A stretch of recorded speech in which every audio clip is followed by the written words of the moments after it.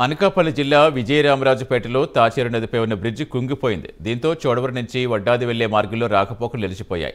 వంతెన కుంగిపోవడంతో పలు గ్రామాలకు వెళ్లేందుకు రహదారి లేకుండా పోయింది. ఆ ఓళ్లతో బయట ప్రపంచానికి సంబంధాలు తెగిపోయాయి.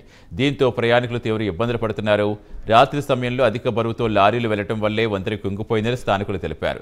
ఈ బ్రిడ్జి గురించి అనేకసార్లు ధర్నాలు చేసినా ఎవరూ బ్రిడ్జి పునర్నిర్మాణానికి శ్రీకారం చుట్టలేదన్నారు.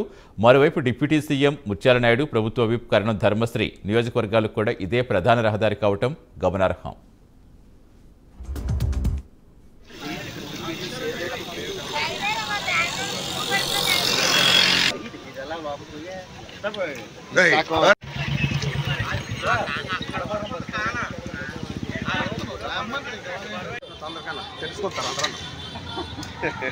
విలేకరు గారు ఎక్కడ